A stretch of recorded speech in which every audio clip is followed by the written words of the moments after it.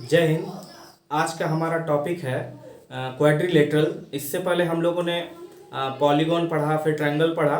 तो आज का हमारा क्वाड्रिलेटरल है। पॉलीगॉन का ही एक टाइप होता है क्वाड्रिलेटर, उसी के बारे में आज हम लोग डीपली थोड़ा पढ़ेंगे कि क्वाड्रिलेटरल जो होता है, चतुर्भुज जिसको हिंदी में बोलते हैं, वो कितने तरह का होता है, कितने प्रकार का होता है। तो आइए सीखते हैं। तो क्वाड्रिलेटरल जो होता है वो मुख्यतः आपका 6 प्रकार का होता है। देख लीजिए कौन कौन सा। सबसे पहले होता है आपका ट्रेपीजियम, पैरेललोग्राम, फिर जाके रोम्बस, रेक्टेंगल, स्क्वायर और काइट होता है। ठीक है, आइए उसी के बारे में हम लोग जानते हैं। देखिए सबसे पहले हम पढ़ेंगे ट्रेपीजियम के बारे में। ठीक है, ट्रेपीजियम, ट्रेपीजियम को हिंदी में बोलते हैं। हिंदी वाले जितने भी बच्चे वो कंफ्यूजन नहीं होंगे उनको, उसके लिए मैं हिंदी में भी लिख देता हूं। इसको बोलते हैं समलंब।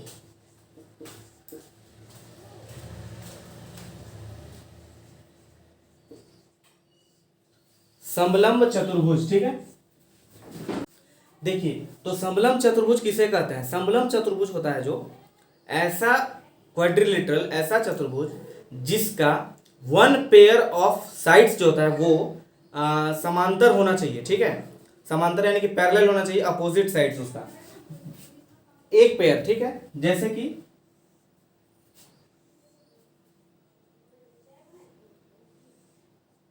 ये क्वाड्रिलेटरल है। ठीक है, इसमें जो है ए बी और सी डी है।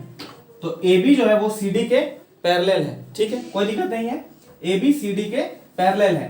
तो इसी को हम लोग क्या बोलेंगे? ट्रेपीजियम या समलंब चतुर्भुज। यानी कि देखिए ए बी और पैरेलल सी डी दोनों है, बस ए डी और बी सी पैरेलल नहीं है एक दूसरे का। तो बस आपको सिर्फ और सिर्फ इतना ही देखना है कि जहां अपोजिट साइड्स एक पेयर का अगर वो पैरेलल होता है एक दूसरे से तो वो मेरा ट्रेपीजियम कहला जाएगा। बस इतना ही, ट्रेपीजियम का यही कंसेप्ट है। ठीक है, इसका एरिया होता है, देखिए पेरीमीटर निकालने के लिए हमको क्या करना होगा? A B, B C, C D और ए डी, इसका जो अगर मेजरमेंट दिया है मेरा तो उसको ऐड करेंगे तो वही मेरा पेरीमीटर हो जाएगा। चारों साइड्स का मेजरमेंट ही मेरा होगा क्या? पेरीमीटर होगा। और एरिया का इसके लिए स्पेशल फॉर्मूला दिया गया है। क्या है एरिया का फॉर्मूला? तो half into sum of parallel sides, parallel sides. देखिए पैरेलल का ये साइन होता है। ठीक है, इंटू एच। एच क्या है मेरा? तो एच ये है आपका। ठीक है, हाइट। मान लीजिए यहां ई दे देते हैं तो इसको एच बोलेंगे, हाइट। इन दोनों पैरेलल साइड्स का ही हाइट हमको एच के रूप में हमको लिखना है वहां पे, एच के जगह पे। ठीक है, तो ये मेरा हो जाता है किसका? ट्रेपीजियम का एरिया का फॉर्मूला। और यही ट्रेपीजियम का कॉन्सेप्ट है कि अगर one pair of opposite sides are parallel है तो हम उसको क्या बोलेंगे? ट्रेपीजियम बोलेंगे। ठीक है, आइए इसके बाद हम लोग पैरेललोग्राम के बारे में जानते हैं। देखिए तो अब हमारा है पैरेललोग्राम, जिसको हम लोग हिंदी में समांतर चतुर्भुज के नाम से जानते हैं। देखिए पैरेललोग्राम जो है, अभी जो हम लोग ने ट्रेपीजियम पढ़ा उसमें क्या था? वन पेयर ऑफ जो अपोजिट साइड्स था वो आपका पैरेलल था। बट पैरेललोग्राम में क्या होगा कि two pairs of opposite sides are parallel होगा। इसमें कैसे कि सबसे पहले तो ये भी पैरेलल होगा। ठीक है, और ये भी जो साइड्स है वो भी एक दूसरे का पैरेलल होगा। ठीक है, यानी कि इसमें कॉन्सेप्ट क्या क्या है कि एक तो है ए बी जो पैरेलल होगा किसका?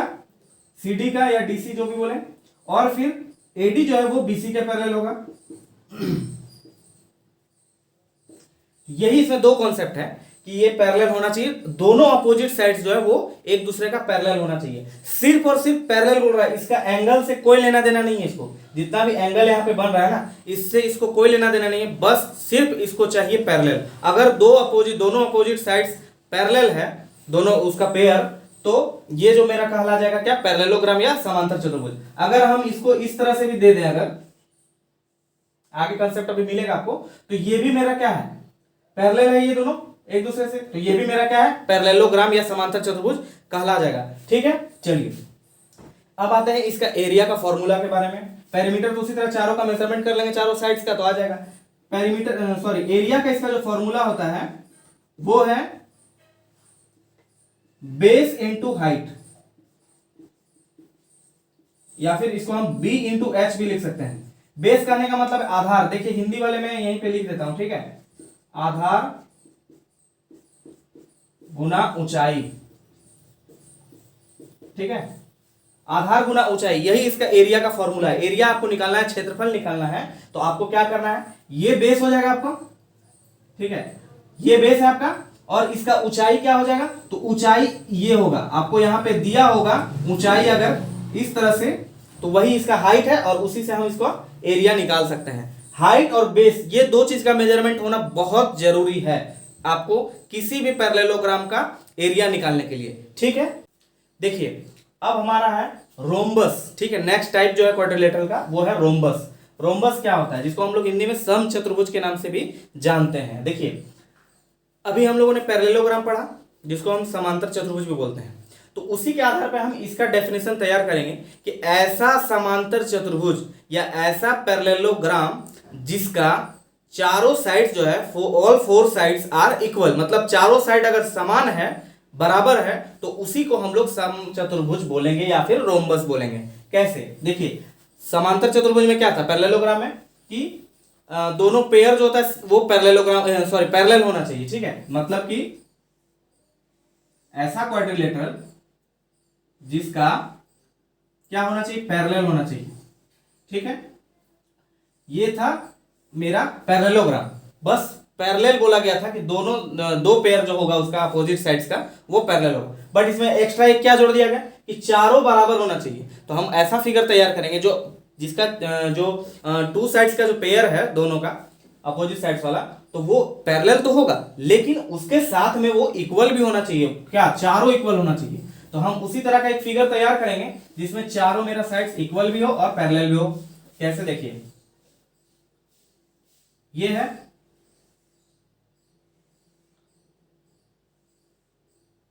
ये देखिए ये है ए बी सी डी। अब देखिए ये जो है चारों मेरा क्या है, इक्वल है, और साथ ही ए बी सी डी के पैरेलल तो है ही,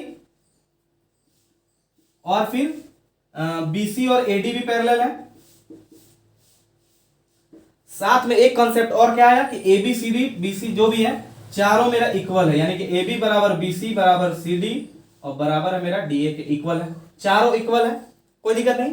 चलिए, तो यही कंसेप्ट है मेरा रोम्बस का कि रोम्बस ऐसा पैरेललोग्राम होता है। आपको डेफिनेशन अगर कभी लिखना पड़े तो आप लिख सकते हो कि ऐसा पैरेललोग्राम जिसका all four sides are equal, ठीक है। तो वही सिंपल सा, बस यही सिंपल डेफिनेशन है, तो उसी को हम लोग क्या कह देंगे, रोम्बस कर देंगे। इसका एरिया का फॉर्मूला क्या हो सकता है, देखिए अब एक चीज ध्यान रखिए कि अगर हम डी को बी से मिलाते हैं और ए को सी से मिलाते हैं, ये मेरा कहलाता है डायगोनल, ठीक है। ये एक नया कंसेप्ट आया इसमें कि बीडी और एसी में एक जो लाइन खींचे हम, तो वो मेरा डायगोनल कहलाता है, ठीक है। तो इसमें कौन कौन सा डायगोनल है, एक तो ये बड़ा है तो D1 है, ये बड़ा है, और ये एक D2 है, ठीक है।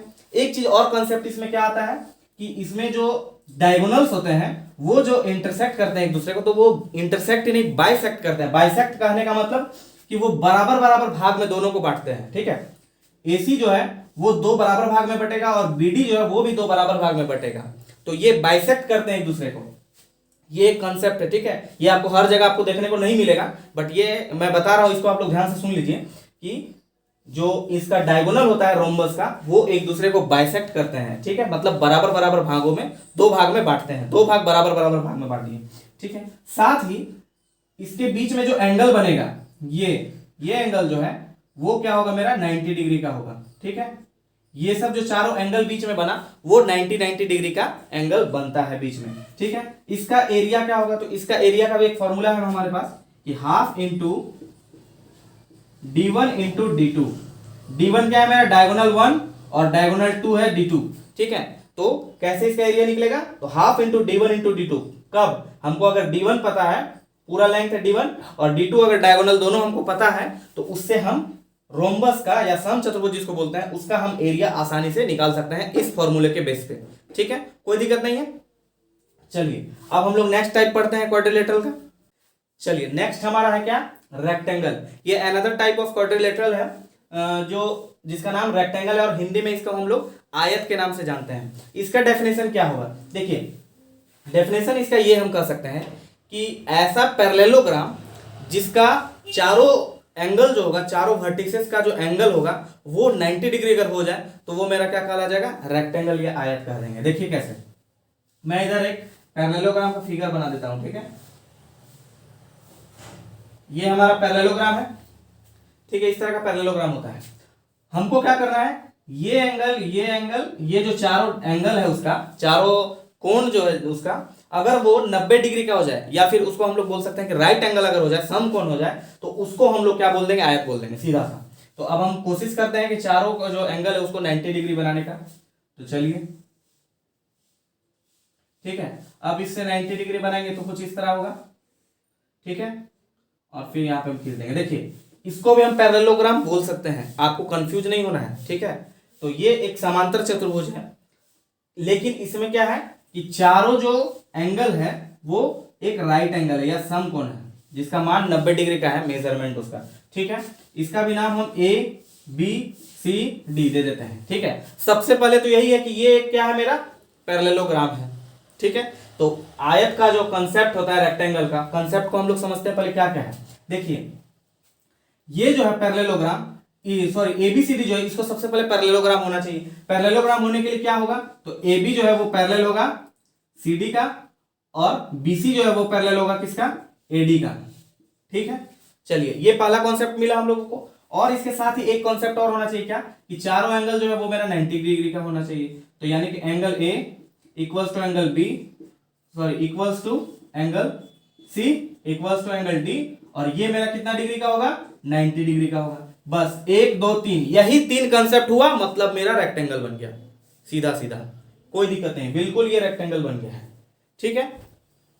तो अब हम लोग इसके क्या जान लेते हैं, इसका तो इसका एरिया के बारे में हम लोग जान लेते हैं। देखिए, आपको कॉन्सेप्ट हो गया होगा आसानी से, बस यही 3 कॉन्सेप्ट है। डेफिनेशन लिखने का आपको कुछ जरूरत नहीं, बस डेफिनेशन यही दे दीजिए कि ऐसा पैरेललोग्राम जिसका चारों कोण जो है, चारों एंगल जो है वो 90 डिग्री का हो, वो क्या कहला जाएगा, मेरा आयत या रेक्टेंगल कहला जाएगा। बस इसी से है, एक पैरेललोग्राम से ही सारा का बन जा रहा है मेरा डेफिनेशन, ठीक है। तो इसका एरिया क्या हो जाएगा, तो एरिया इसका हो जाता है कुछ नहीं, आसान सा है, एल गुना B, L into B. L क्या है मेरा, लेंथ, लेंथ हमेशा लंबा वाला लेंथ कहलाता है, और जो छोटा होता है थोड़ा, वो मेरा क्या कहलाता है, ब्रीथ कहलाता है। अच्छा, एल इधर है तो ये भी एल ही होगा, और ये भी है तो इधर भी होगा, मतलब ये सेम सेम साइड है और ये अपोजिट साइड सेम सेम है। तो ये मेरा हो गया एल इंटू बी, फॉर्मूला इसका, कोई दिक्कत नहीं है। इसको हिंदी में इसको क्या लिख सकते हैं, लंबाई गुना चौड़ाई, ठीक है। इसको हिंदी में क्या लिख सकते हो, लंबाई गुना चौड़ाई। एल हो गया लेंथ, बी हो गया ब्रीथ हो गया मेरा, ठीक है। देखिए, आप लोगों को जनरली जब कहीं आप लोगों को समझाया गया होगा, तो आप लोगों को सबसे पहले रेक्टेंगल से शुरू किया होगा, फिर स्क्वायर बताया गया होगा, उसके बाद पैरेललोग्राम, ट्रेपीजियम वगैरह बताया होगा। लेकिन ये एक बेसिक कंसेप्ट आपको अगर समझाना है, आपको बेसिक नॉलेज देना है, तो आपको सबसे पहले ट्रेपीजियम से शुरुआत करना होगा, ठीक है। ट्रेपीजियम के बाद धीरे धीरे पैरेललोग्राम, फिर रोम्बस, फिर रेक्टेंगल, उसके बाद रेक्टेंगल तो हो गया, अब इसके बाद हम लोग स्क्वायर पढ़ेंगे। अब देखिए, नेक्स्ट है हमारा स्क्वायर, जिसको हिंदी में हम लोग वर्ग बोलते हैं। देखिए, वर्ग को समझने के लिए हमको क्या ध्यान रखना होगा कि आयत, रेक्टेंगल समझना होगा। क्या वर्ग, जो वर्ग है या स्क्वायर है, उसका डेफिनेशन यही है कि ऐसा रेक्टेंगल जिसका चारों साइड बराबर हो, वो मेरा कहला जाएगा, क्या क्या कहलाएगा, स्क्वायर कहलाएगा, बिल्कुल। अब एक रेक्टेंगल है, उसका हमको क्या करना है, चारों साइड उसमें बराबर दिखाना है। इतना एक लाइन खींचे, फिर यानी कि हमको इसी लेंथ का हमको और चारों लाइन खींचना है, ठीक है।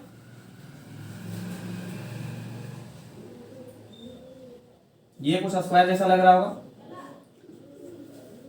ठीक है। चलिए, तो ए बी सी डी, ये क्या है, चारों का मैंने साइड्स को बराबर कर दिया, तो सबसे पहले इसको क्या होना चाहिए, रेक्टेंगल, और अगर चारों साइड इक्वल है तो वो मेरा स्क्वायर कहला जाएगा। तो ऐसा रेक्टेंगल जिसका चारों साइड्स जो है वो अगर इक्वल हो, तो उसको हम लोग क्या कहेंगे, स्क्वायर कहेंगे, ठीक है। इसमें अब कंसेप्ट इसका क्या क्या होना चाहिए, तो अभी मैंने बताया था कि ए बी और सी डी को पैरेलल होना बहुत जरूरी है, ठीक है। पैरेललोग्राम से आप इसको पैरेललोग्राम के टर्म में भी कर सकते हो कि ऐसा पैरेललोग्राम जिसका ऑल एंगल जो है वो 90 डिग्री होगा और ऑल साइड जो है वो इक्वल होगा एक दूसरे के, तो हम उसको स्क्वायर भी बोल सकते हैं, ठीक है।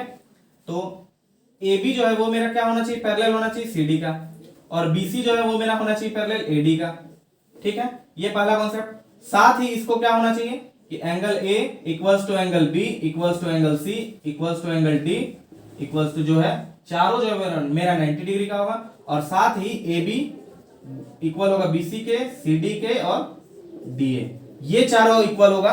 ये 4 कंसेप्ट आपको मिला, तो ये मेरा स्क्वायर का फॉर्मेशन हो जाएगा। देखिए, इसको 3 तरह से डेफिनेशन इसका हम दे सकते हैं। सबसे पहले अगर हम रेक्टेंगल के बेसिस पे देते हैं, तो ऐसा rectangle, the rectangle whose all sides are equal, then it is called square, ठीक है, ऐसा रेक्टेंगल, ऐसा आयत जिसका चारों साइड्स अगर बराबर हो तो उसको हम लोग क्या बोल देंगे, वर्ग बोल देंगे, पहला। दूसरा, आप पैरेललोग्राम के टर्म में इसको दे सकते हो कि ऐसा पैरेललोग्राम जिसका सारा एंगल 90 डिग्री का हो और सारा साइड जो है वो इक्वल हो, ये हो गया पैरेललोग्राम के टर्म पे। अगर आपको रोम्बस के टर्म में देना हो तो उसके आधार पे भी आप इसको डेफिनेशन इसका दे सकते हो। कैसे दोगे, तो ऐसा रोम्बस जिसका ऑल साइड्स ऑल एंगल्स जो है उसका वो अगर 90 डिग्री का हो जाता है तो हम उसको क्या बोल देंगे, क्योंकि रोम्बस का चारों साइड्स इक्वल ही होता है, तो अगर एंगल भी उसका 90 डिग्री का हो जाता है तो उसको हम लोग स्क्वायर बोल सकते हैं, ठीक है। इसीलिए क्वेश्चन देखिए ध्यान से आता है, क्या इसको हम लोग रोम्बस बोल सकते हैं, तो बिल्कुल बोल सकते हैं। ऐसा रोम्बस है जिसका 90 डिग्री का है सारा एंगल अंदर का, तो हम इसको रोम्बस बोल सकते हैं। क्या इसको हम पैरेललोग्राम बोल सकते हैं, तो बिल्कुल पैरेललोग्राम भी बोल सकते हैं, क्योंकि पैरेललोग्राम का कॉन्सेप्ट ही बस इतना ही है कि AB पैरेलल CD होना चाहिए और BC पैरेलल AD का होना चाहिए, बस। Two pairs of opposite opposite sides are parallel होगा, वो मेरा पैरेललोग्राम हो जाएगा। क्या इसको हम रेक्टेंगल बोल सकते हैं, बिल्कुल बोल सकते हैं कि ये ऐसा रेक्टेंगल है जिसका चारों साइड्स इक्वल है। रेक्टेंगल का कांसेप्ट यही था कि चारों साइड्स आपका अपोजिट साइड्स इक्वल होना चाहिए, तो AB तो CD का इक्वल है ही, ठीक है। साथ में एक चीज ध्यान रखिएगा कि ये क्वेश्चन हमेशा आपको क्वेश्चन पूछा जाता है कि क्या किसी रोम्बस को हम स्क्वायर बोल सकते हैं, तो रोम्बस को स्क्वायर नहीं बोल सकते हैं। लेकिन क्या किसी स्क्वायर को हम रोम्बस बोल सकते हैं, तो स्क्वायर को रोम्बस बोल सकते हैं, बिल्कुल बोल सकते हैं, क्योंकि स्क्वायर एक ऐसा रोम्बस है जिसका ऑल एंगल जो है वो 90 डिग्री का होता है। इसका एरिया एक होता है, एरिया का फॉर्मूला क्या होता है, देखिए उसमें क्या था, L इंटू बी था रेक्टेंगल में, इसमें भी वही है, बस अंतर ये है कि इसका चारों साइड जो इक्वल है, इसलिए हम इसको क्या लिख देते हैं कि साइड इंटू साइड, या फिर साइड स्क्वायर भी इसको लिख सकते हैं। ये साइड का अगर मल्टीप्लाई करते हैं तो हम उसको साइड इंटू साइड, और साइड इंटू साइड है तो इसको हम साइड स्क्वायर भी बोलते हैं, ठीक है। कहीं कहीं आपको साइड स्क्वायर भी देखने को मिलेगा। हिंदी में इसको क्या बोलते हैं, भुजा गुना भुजा, साइड को हिंदी में भुजा बोला जाता है, ठीक है। तो भुजा गुना भुजा मेरा क्या कहलाएगा, इसका क्षेत्रफल निकल जाएगा, एरिया निकल जाएगा इसका, ठीक है। चलिए नेक्स्ट पढ़ते हैं। देखिए नेक्स्ट एक लास्ट क्वाड्रिलेटरल का टाइप बच जाता है जिसका नाम है काइट, जिसको हम पतंग भी बोल सकते हैं। पतंग उड़ाए होंगे कभी बचपन में आपने। देखिए पतंग किस तरह का होता है, कुछ इस तरह का होता है, ठीक है, और यहीं पे एक रस्सी लगा हुआ रहता है, दिस इज पतंग। यानी कि क्या होता है कि ऊपर का जो दो होता है वो छोटा होता है थोड़ा, और वो दोनों इक्वल होता है बराबर, और नीचे वाला थोड़ा सा लंबा होता है, ठीक है। इसका भी कंसेप्ट वही चीज है, पतंग से ही, आखिर इसी से पतंग बना हुआ हो सकता है मे बी, या पतंग से ही ये क्वाड्रिलेटरल का टाइप आया होगा, जो भी हो। तो इसी का कंसेप्ट है क्या कि two pairs of adjacent sides are equal, ठीक है। इसमें कहने का मतलब ये है कि दो जोड़ा इसका एडजेसेंट साइड को आसन भुजा भी बोल सकते हैं, कि अगल बगल का साइड जो है दो पेयर वो इक्वल होना चाहिए। दो पेयर कैसे, तो ये और ये इक्वल होगा, और ये दोनों इक्वल होगा, देखिए, ठीक है। यही है मेरा पतंग, जिसको हम लोग क्या बोलते हैं, काइट, ठीक है। ये मैंने डायगोनल खींच दिया, ठीक है, ये डायगोनल है, ये साइड और ये साइड इक्वल होगा, और ये साइड और ये साइड इक्वल है, ठीक है। और मान लेते हैं कि ये मेरा D1 डायगोनल है और ये D2 डायगोनल है, ठीक है। तो यही कंसेप्ट है काइट का कि इसमें क्या होना चाहिए, हम इसका नाम दे देते हैं ABCD, यानी कि AD और क्या है, AD वो बराबर है किसका, AB का, और BC जो है वो इक्वल है किसका, CD का। बस इतना ही सा कॉन्सेप्ट है, इसमें कोई पैरेलल वगैरह का कोई झमेला नहीं है, बस दो साइड इसका एडजेसेंट साइड जो है आसन भुजा जो है वो अगर इक्वल हो जाता है तो हम इसको क्या बोल सकते हैं, पतंग या काइट बोल सकते हैं, ठीक है। इसका भी कुछ एरिया का फॉर्मूला होगा, क्या है, तो half into D1 into D2, ठीक है। डायगोनल 1 इंटू डायगोनल 2, हाफ से मल्टीप्लाई कर देंगे दोनों डायगोनल का मल्टीप्लीकेशन को, तो यही मेरा क्या हो जाएगा, काइट, जिसको हम पतंग बोलते हैं, उसका एरिया निकल जाएगा। एक इंपॉर्टेंट चीज जिसमें मैं बता देता हूं आपको, ये क्वेश्चन आ सकता है कभी भी। देखिए कोई भी क्वाड्रिलेटरल होता है, ठीक है, कोई भी क्वाड्रिलेटरल है तो उसका जो इंटीरियर एंगल्स होता है, टोटल 4 इंटीरियर एंगल्स होगा, तो उसका जो सम होता है वो हमेशा 360 डिग्री का होगा, ठीक है। किसी भी क्वाड्रिलेटरल का इंटीरियर एंगल का सम या sum of interior angles of a quadrilateral is always equals to 360 degree, 360 degree का होता है कोई भी क्वाड्रिलेटरल या चतुर्भुज का अंतः कोणों का योग, ठीक है, हिंदी से बता दिया आप लोगों को, तो इस चीज का ध्यान रखेंगे, ठीक है। लिख देता हूं मैं यहां पे कि sum of all interior angles, ठीक है, interior angles of a quadrilateral equals to 360 degree. इसको कभी नहीं बोलेंगे, किसी भी चतुर्भुज का अंतः कोणों का योग 360 डिग्री का होता है। तो उम्मीद करता है आप लोगों को क्वाड्रिलेटरल का टाइप जितना भी होता है बहुत आसानी से समझ में आ गया होगा। मिलते हैं नेक्स्ट वीडियो में, तब तक के लिए जय हिंद।